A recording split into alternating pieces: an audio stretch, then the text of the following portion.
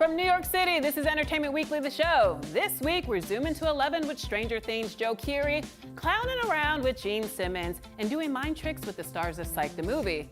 Plus, the latest Entertainment Weekly is all about Dwayne "The Rock" Johnson. Say, does he still go by The Rock?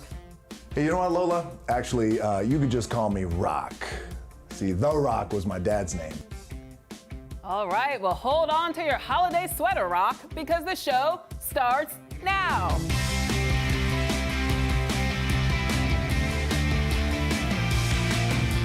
Welcome to the show. I'm Lolo Gnaike, and as you know, Dwayne "The Rock" Johnson's on the cover of EW this week. In honor of the man of the hour, let's take a look at this star's mountainous year in showbiz. In March, his hit animated film Moana was released on DVD, and the Blu-ray edition contained a handy sing-along version for all you karaoke stars out there. Then in April, he appeared in The Fate of the Furious, the 8th installment in the massively successful Fast and the Furious franchise, and it made nearly $226 million at the box office, and The Rock is confirmed to star in his own Fast and Furious spinoff. In May, Johnson dusted off his swim trunks to co-star with Zac Efron in the Baywatch movie. While it didn't do Fast and Furious numbers, it still stayed afloat and solidified The Rock's comedic chops. Then, season 3 of Baller started airing on HBO this past July. The season did well despite the fact that it was leaked in the big HBO hack earlier this year. October saw the release of Dwayne's series Lifeline on YouTube Red, bringing much-needed star power to the streaming service. And this December, Johnson will cap off the year of The Rock with the release of Jumanji: Welcome to the Jungle. The new film is a standalone sequel to the 1995 classic Jumanji. Not a bad year, Mr. Dwayne "The Rock" Johnson. Not bad at all. And now in other news, the 2018 Grammy nominations were announced this week, and here to break down the Album of the Year category for us is EW's music editor, Nolan Feeney. Nolan, welcome to the show. Thank you for having me. Always so good to see you, and I love talking music with you, so let's do it, all right? Now, were you surprised by any of the Album of the Year nominees this year? It was an interesting assortment of picks. Yeah, I was really surprised, but in a good way for a change. Okay. Normally, with the Grammys, I am bracing myself to start complaining, but they really did it right this year.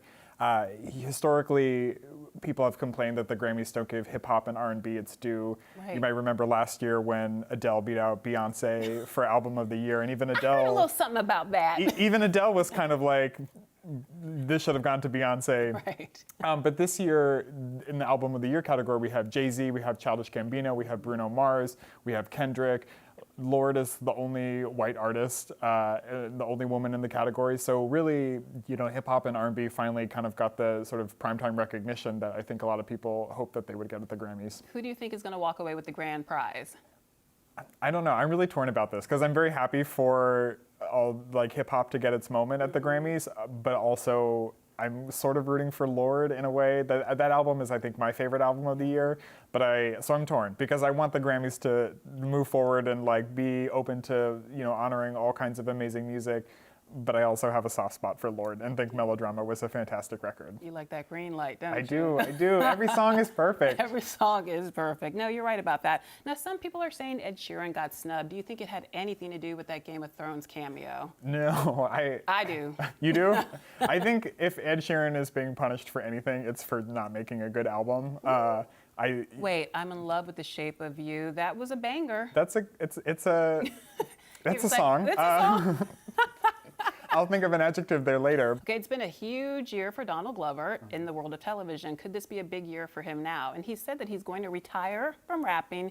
Do you think all these nominations will change his mind? He doesn't strike me as the kind of guy who makes music for awards, and I don't think that getting a Grammy nomination is going to necessarily change his plans. I mean, if he cleans up at the award show, maybe he'll reconsider, but I don't think he's the guy who makes career decisions based on trophies. So I think if he plans to retire, I don't think this is going to change anything. Were there any other famous snubs this year that you thought to yourself, I'm surprised that didn't get acknowledged in the way that I thought it would? Yeah, I was a little surprised about Jack Antonoff of Bleachers in the Producer of the Year non-classical category because he was instrumental in making the Lorde album that I love so dearly, and that album is up for Album of the Year. He also did a song with Taylor Swift and Zayn, I Don't Want to Live Forever from 50 Shades Darker, that was nominated in a Best Song Written for Visual Media. And so, you know, stuff he's done has been as we recognized this year, but I didn't see his name was not in the Producer of the Year category, and so I kind of feel like if he was such an instrumental part of such big songs and big albums, that he should have been there. But a lot of the best stuff he did this year came out after the eligibility period, like his work on the Taylor Swift album, his work on the St. Vincent album, his song with Pink. So I wouldn't be surprised if it's not this year, then it might be next year. Nolan, thanks for coming by and jamming. Thank you for having me. Anytime. We'll be right back with more show and more bad puns. Jamming.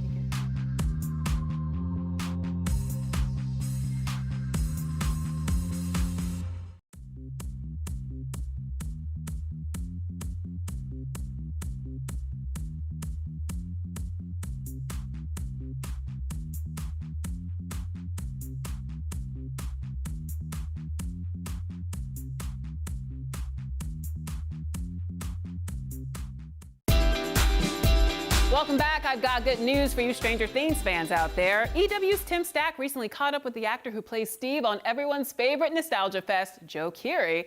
Take a look.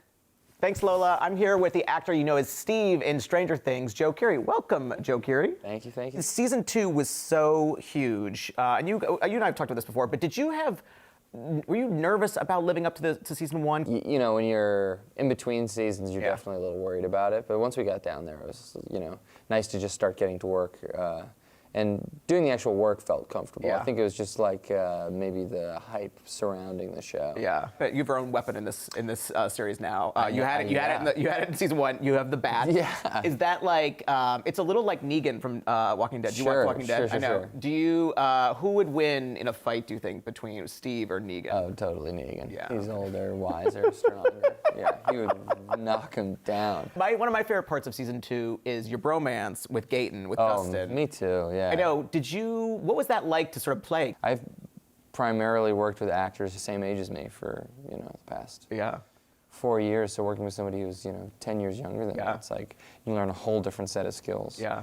But he's way better than me. He's like an amazing actor and so funny, such great comic timing. And So what do you know about season 3? Do you know anything? Have you? No, they haven't confirmed it or told me anything. Yeah. I mean, rumors about, I feel like people know more than I do. I've just am kind of in the dark about it, I mean, do you want, because obviously season 2 ended with Steve and Nancy breaking up. Nancy was with Jonathan. She was even dancing with Dustin a little bit. Who knows if that's gonna be a romance. Would you like them to get back together, or what do you think? I don't know. I don't know if it's in either of their best interests to get back together. Yeah. It's like kind of like that first love that you have. You'll always kind of have a place for them. Yeah. So you're in Molly's Game, which is the Aaron Sorkin's directorial debut with Jessica Chastain. Yeah. What was that like? Crazy, showing up on set, and he is a legend. So, he's great outfits though. Yeah, he has great outfits. Great outfits. He was wearing like a full sweatsuit. Really? Like sweats on, like a sweat, kind of like a sweatshirt. Like an Adidas? sweatpants. Like Adidas? No, not like a tracksuit, oh, but he was okay. just like, I imagine you're on set all day, you want to be comfortable. So I definitely wanted to make sure that I knew my stuff, like backward and forward, so good. And it was a pretty collaborative set. And how was it with Jessica Chastain? She's like the coolest. Her body of work alone speaks for herself. And then on top of that, like being such a kind person. Yeah, when she's so nice. She's got it's a hard job. She's, carrying this whole film, and she's got so much dialogue, and, she's on set, the hours are really crazy too. Yeah. So to kind of like take the time and be so kind and generous to somebody who's just, pretty much a day player, it kind of like speaks about your character, and she's great. Well, Joe, thanks so much for coming on. I appreciate it. Yeah, and Stranger thanks Things for having 2 is streaming, obviously, right now on Netflix. And go see Molly's Game in theaters. And congrats on your hair. Thank you very much. Thank you.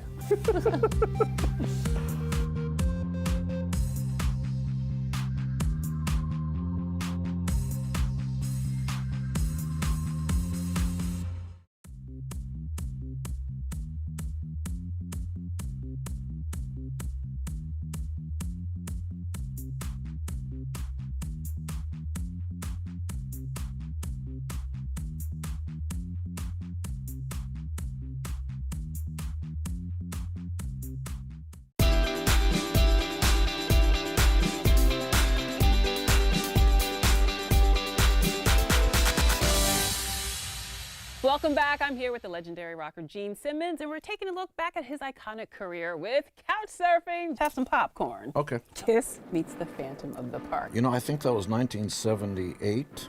You're right about that. Maybe it was 1878. No, it was 1978. You got it. Kiss meets Phantom of the Park. It was broadcast Friday night, 7:30 on NBC. Nice. And it beat Cleopatra on ABC. It's about Kiss. Kiss has superpowers, and they're battling an evil inventor, Right. and they're out to save an amusement park from Played by destruction. Anthony Zerbe. Anthony Zerbe. Okay, so There I am picking him up with one hand, of course. There you go. And you're taking some punches to the midsection, not phasing you at all. No, it's my job. I literally wear more makeup and higher heels than you do. Yes. Actually, you're right. 7, 8-inch heels and 2 hours of... Runaway, 1984. That's good, Ramsey, but not good enough. Now, you're playing a villain. What was that like for you? Did you enjoy it? Badass. You like playing the badass bad guy? Yeah. I was given that role by a guy named Michael Crichton, who created ER, wrote Jurassic Park, lots of other things. He was 6'9", one of the few human beings who was that tall, a former surgeon and all that. And he brought me into his office and he said, I'm doing a new movie and I'm directing and writing and I just want to try you out. And I said, okay. He goes, look into my eyes, 30 seconds, don't say a word, don't make a face, just with your eyes let me know you're going to kill me. I said, okay. And so after that, he said, you got the job. Want to see what I did? Yes. What? Okay, let's talk about Detroit Rock City. Basically a Wizard of Oz fable about 4 kids on the yellow brick road off to see, Kiss in Detroit Rock City. What's the craziest thing a fan has done to see you or to see Kiss? Somebody held up a baby with headphones on. Please sign my baby. It wasn't your baby, was it? I'm kidding. Yeah. It's incendiary. I have a little surprise for Gene because I hate surprises. Don't give me a heart this attack. is I'm gonna payback. kill me. So this is Gene Simmons' Family Jewels. One of 167 episodes. You look happy, though. Look at you. You look happy. I'm the luckiest son of a bitch who ever walked the planet. Aww. I've known Shannon now for 35 years, but only married 5 years. So I had a sort of a come to Jesus moment, which is the closer you get to death, the more guys tend to grow up. Not all the time. And I decided I should marry her. And I will marry her again. And I will continue to marry Shannon until I die. You think I'm a pretty smart guy, I hope, right? Actually, about as smart as they come. Okay. President Trump. President Trump. So you called the president smart in that clip, and Trump calls you smart as well. Do you still stand by that? You still think he's a smart guy? Well, he's not a political animal. I will say this about President Trump is he doesn't, may I use 4-letter word? Sure. He does not give a if you like him or not. Gene, you're fired. I respect your decision. Piers Morgan ended up winning that season. Do you think you were robbed? No, Kiss had to go off on tour in Australia in 3 weeks, so I had to get myself off the show. So you willingly got yourself fired. I made sure that You lost the Kodak challenge. Still You still bitter about that? Oh, I'm not bitter at all. I make a lot of money and Kodak's out of business. I win. Well, let's talk about your book. On Power. And for you kids out there, it's not another one of these, there are no graphs, there are no statistics and any of that. My mother was 14 years of age when she was in a Nazi concentration camp and saw our whole family killed in front of her. So when we came to America, through the wisdom of my mother's eyes, allowing me and my mother to climb the ladder of power. You think that this word power gets a bad rap. Why do you think that is? Power and money is neither good nor bad. It's who uses it and how you use it. And I have another wake-up call. You're going to have to educate yourself, but it's all free. It's all free, and it's right here. Any question you ask, here, let's try it. Siri, what do you call me? You're my Lord and Redeemer. You see, it's as easy as that. Why are you laughing? Why are you laughing? This ain't 10 steps to success. You're not going to get the easy way out, okay? Okay, Gene, it's time to kiss this couch goodbye. And the book on power is in stores right now. Pick it up.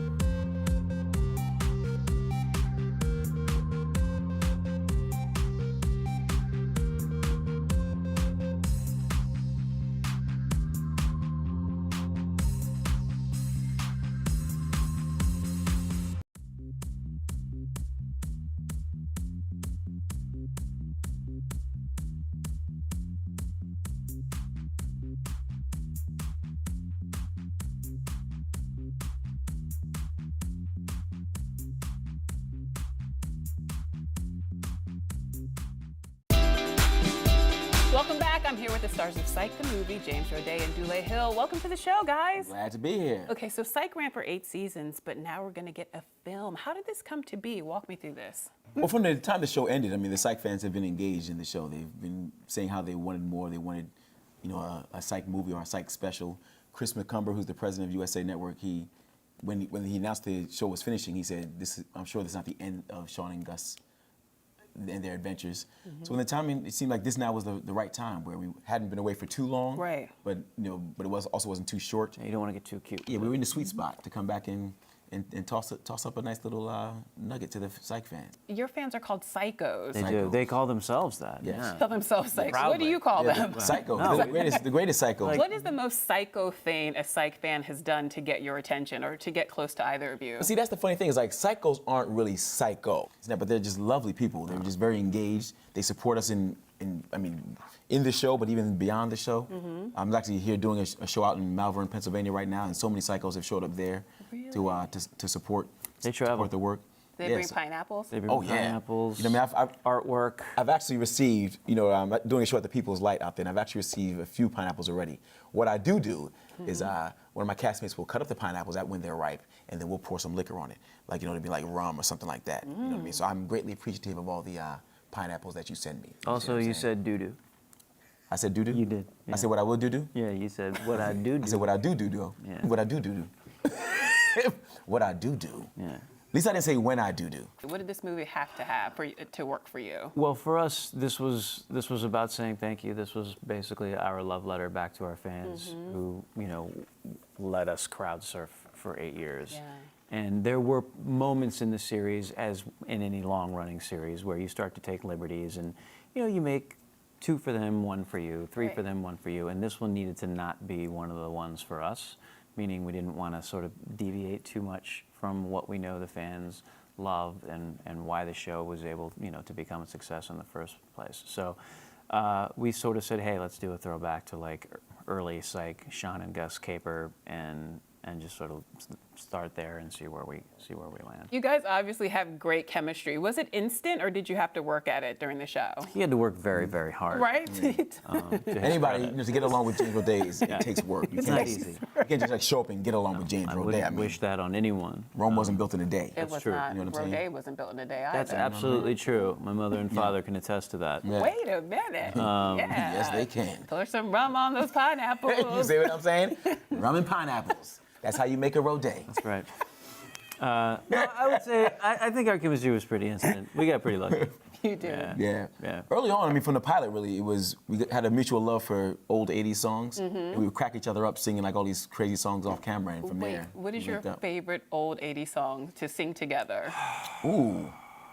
Well, I guess you have to go with, come on, you have to go with Shout. Yeah, Shout's way up there. Yeah. We did the Tears for Fears Michael Jackson mashup. That that was all us. Wait, you can't just drop that on me and not expect me to want to hear that. Well, it's the part where Michael comes in that it becomes clear that it's a mashup. Yeah. But it's Right, like, let's do it. It's like shout, let it all out. These are the things he can do without Shamon. Yes. He's talking to you, Shamon. Yeah, see? Yeah. See what I'm saying? That just made my day. Yeah, I'm about to get up and do a moonwalk in a second. Thanks so much for being here, guys. And Psych the movie airs December 7th at 8 on USA. Check it out.